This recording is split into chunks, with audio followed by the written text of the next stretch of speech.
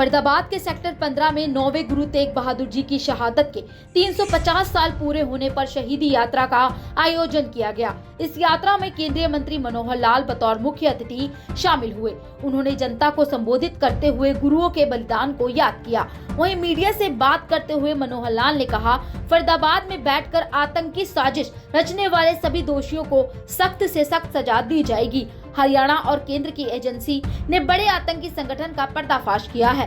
दिल्ली लाल किले पर हुए हादसे में कई लोगों की जान गई। ऐसे में पीड़ित परिवारों के साथ सरकार की पूरी सहानुभूति है। बहुत बड़ा एक ये घटनाक्रम हम सबके सामने आया है और आज से नहीं, इसकी वर्षों से तैयारी चल रही थी और उसको अब चूंकि केंद्रीय एजेंसीज जो हैं उन्होंने, हरियाणा की हमारे एडमिनिस्ट्रेशन ने, हमारी जो एजेंसीज ने, सब ने मिल करके उसका पर्दाफाश किया है और उसमें जो बड़ा एक स्कैंडल है, एक जो इस प्रकार का विषय, एक अनर्थ हुआ है जो उसके ऊपर परतें हटी हैं, तो मैं कहूँगा कि एक नुकसान हुआ है हमें।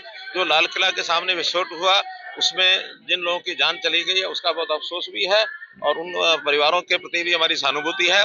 लेकिन दूसरी तरफ अगर ये कहा जाए तो बहुत बड़ा जो आगे की प्लानिंग में एक बड़ा घटनाक्रम जैसा आ रहा है पूछताछ के माध्यम से ऐसे आतंकवादियों से, वो बच गया है। इसके लिए मैं प्रभु का शुक्रगुजार हूँ। भी अपने आप में बहुत दुर्भाग्यपूर्ण है। जो भी दोषी हैं उनको हर प्रकार का जो सख्त से सख्त दंड दिया जाए ताकि आगे जो है इस प्रकार की मन की स्थिति किसी की भी ना बने। और इसके जो तार हैं बहुत दूर दूर तक जुड़े हुए हैं। जम्मू कश्मीर से भी जुड़े हैं, उत्तर प्रदेश से जुड़े हैं, दिल्ली हरियाणा से तो जुड़े ही हैं।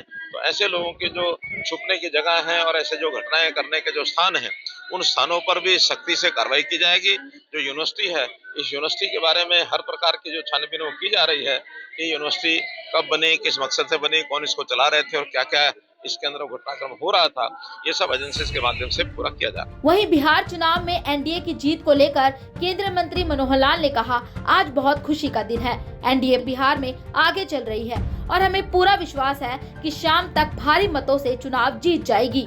देखिए, बड़ा ये खुशी का दिन मुझे लग रहा है। अभी दोपहर तक सारा क्लियर हो जाएगा, लेकिन अभी भी जितने रुझान आ रहे हैं उसमें एनडीए काफी आगे चल रहा है। लेटेस्ट तो आपको पता होगा, लेकिन मैं जब थोड़ी देर पहले देखा था तो उस समय एनडीए का जो पलड़ा है वो भारी है और काफी ज्यादा मात्रा में एनडीए की बढ़त मिल रही है और ये बढ़त जारी रहेगी। और दोपहर बाद जैसे रिजल्ट आने शुरू होंगे, निश्चित रूप से एक पूर्ण बहुमत से, बल्कि और अच्छे बहुमत से और एनडीए की सरकार बिहार में बनेगी।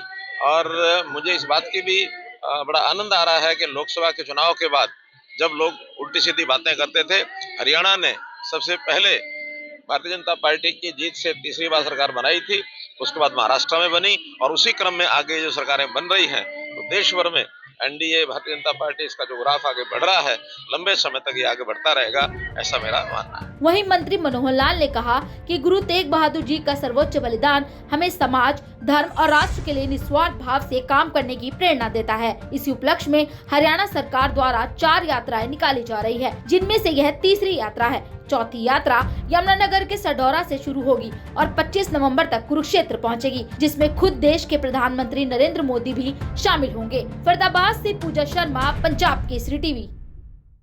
हमसे जुड़े रहने के लिए हमारे YouTube चैनल को सब्सक्राइब करें और नई वीडियो की नोटिफिकेशन के लिए बेल आइकॉन को दबाएं। अगर आप ये वीडियो Facebook पर देख रहे हैं तो लाइक जरूर करें और ज्यादा से ज्यादा शेयर करें। धन्यवाद।